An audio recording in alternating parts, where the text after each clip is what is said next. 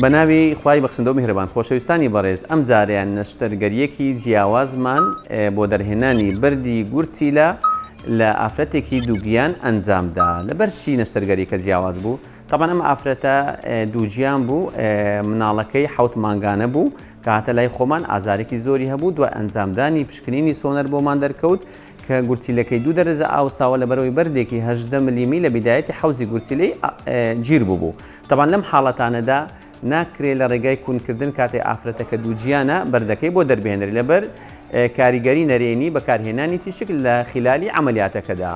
بەڵام ئێمە چیمان کرد بە تەنیا بە بەنجی خۆجێی بەبێ ئەوەی کاریگەری نەرێنی لەسەر ئافرەتەکە هەبێ، بەبێ ئەوەی کاریگەری نەرێنی لەسەر گورچیلەکە هەبێ، بەبێ ئەوەی کاریگەری نەرێنی لەسەر کۆرپەکەدا هەبێت، ئێمە قەستەرەیەکماندانە بۆ ئەم چارەخوازە بەڕێزە.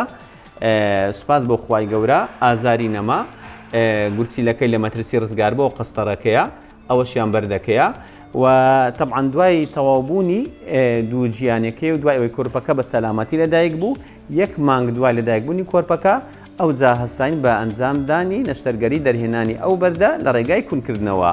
ئەگەر سێرێکی ئەشیعی ئەم چارەخوازە بکەین، ئەوە بەردە 18 ملیمەکەیەتی لە حەوزی گورچیلە بوو، شوێنەکەی هەستیار بوو، بەم دەرزیە کولمان کرد، بەردەکەمان پارچە کرد و پارچەکانمان سەحب کرد. لە کۆتاییەکەش ئەشیعەیەکی ملەوەنمان بۆ گرتەوە کە ئەبینی ئێستا سوپاس بۆ خوای گەورە هیچ بەردێک لە ناو گورچیلەکەدا نەماوە. زۆر سوپاس بۆ تیمی نەشتەرگەری میهرەبانی کە نەشتەرگەریکی سەرکەوتومان بۆ ئەم چارەخوازە ئەنجامدا. بە هیوای سەلامەتی بۆ هەموو لای زۆر سوپاس.